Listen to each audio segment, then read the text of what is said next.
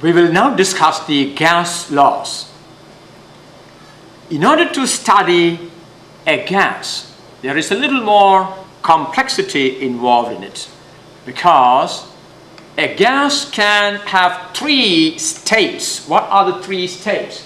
The state of a gas can be described by its pressure P, volume V, and its temperature T.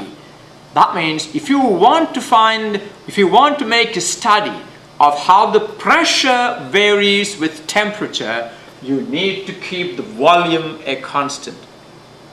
If you want to study how the volume changes with temperature, you need to keep the pressure a constant. If you want to study how the pressure varies with volume, you need to keep the temperature a constant. That means there are three different studies on a gas depending on which of the three quantities you keep constant. So we will start by discussing Boyle's law. Again, let me remind you, in order to study the relation between pressure and volume of a fixed mass of gas, we have to keep the temperature a constant. And this study is given by Boyle's law. So what does Boyle's law deal with? Boyle's law gives you a relation between pressure and volume of a gas when the temperature is kept a constant. Now we will use this concept as we go on. Now when the temperature is kept a constant, the changes that take place when temperature remains a constant is called an isothermal change. Isothermal change. Isothermal. So Boyle's law actually describes a law to study the isothermal change. Study the variation of pressure with volume when temperature remains a constant. And such a relation is given by Boyle's law. What does it say? It said the pressure of a fixed mass of gas is inversely proportional to its volume when temperature remains a constant. And you can actually study it by using the arrangement that we have used as a constant volume thermometer. If you disregard this fixed point, and if you make markings on this bulb, you can then measure the volume of the gas, and the manometer can measure the pressure and make sure that the temperature of the gas inside is kept a constant. So keep the temperature a constant, measure the volume and pressure, and you can make a study. Well, how do you make a study? You draw a graph of pressure against volume or volume against pressure and see how the change takes place. Now this law can be written as, how do you write this law? The pressure of a fixed mass of gas is inversely proportional to its volume. P is proportional to 1 over V, or we say PV is a constant when the temperature T is a constant. Now this is how you can write this law. We can say P is proportional to 1 over V, which means P equal to a constant divided by V. This is what the law means. Pressure equal to a constant divided by V, or P times V will remain a constant. That means pressure and volume can change, but pressure multiplied by volume will remain the same so long as the temperature remains the same. That is what is given by Boyle's law. Now the variation of pressure with volume of a gas at constant temperature is called an isothermal change. A plot of pressure against volume therefore is called an isotherm. If you can now obtain a graph of pressure against volume, that curve will be called an isotherm. Now here I have the isotherms for a particular substance at 3 different temperatures. You can see for a particular temperature, as volume increases, P will decrease. Pressure is inversely proportional to volume. So this is the isotherm for that substance, for that gas at the temperature T1. And now if you increase the temperature to T2 and keep that temperature a constant while you study the pressure and volume, you get a different curve, a different isotherm.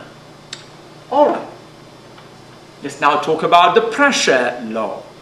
Pressure law deals with the variation of pressure with temperature when the volume remains a constant.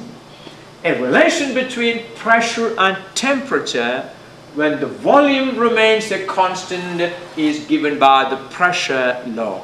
How do you study that relationship? Well, you can again study it using this apparatus that we are already familiar with. You can have a gas inside the bulb and you measure the pressure at various temperatures, keeping the volume a constant. Of course, that's easy to do that on this. And then you can make a plot of pressure against temperature. The pressure of a fixed mass of gas is directly proportional to its Kelvin temperature when the volume is a constant. This is the pressure law. And we can write it as P divided by T. Remember, the temperature is the Kelvin temperature. Pressure divided by the Kelvin temperature is a constant when the volume V is a constant. Now, a plot of pressure against temperature in Celsius. You see, we measure temperature in Celsius. Therefore, when we do the experiment, we can make a plot of pressure against temperature in Celsius, and this will be the graph you get. You see, the pressure against temperature will be a graph that will cut the pressure axis. And if you produce that graph backward, you can see that graph will cut the temperature axis at negative 273.15 degrees Celsius. What kind of temperature is this? This is the absolute zero. This is the 0 Kelvin. That means 0 Kelvin, by this situation, we can say 0 Kelvin is the temperature at which the gas will cease to have any pressure. The gas will not exert any pressure. Why? Because its molecules are at absolute zero energy. Okay, now since this is the 0 Kelvin, if you now shift this axis, the P axis over to 0 Kelvin, you can see you will have a graph starting at the origin. And that tells you that pressure is directly proportional to the Kelvin temperature. So a plot of pressure against temperature in Kelvin passes through the origin. You see, this is the 0 Kelvin. So if you move the pressure axis all the way to there, then 0 Kelvin will be the origin, and the graph now starts at the origin. And you know, when the graph passes through the origin, it represents y equal to mx. In other words, y is directly proportional to x. Here, pressure P is directly proportional to the Kelvin temperature at that time. And you can see pressure is directly proportional to the Kelvin temperature. And what does that mean? Pressure is directly proportional to the Kelvin. This relationship gives us pressure is directly proportional to the Kelvin temperature, and I can write it like this.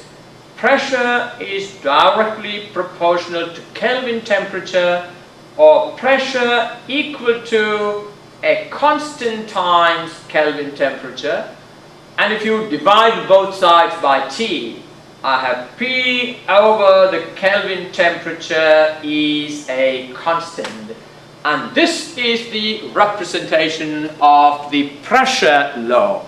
Pressure divided by the Kelvin temperature is a constant. Let's now talk about Charles' law.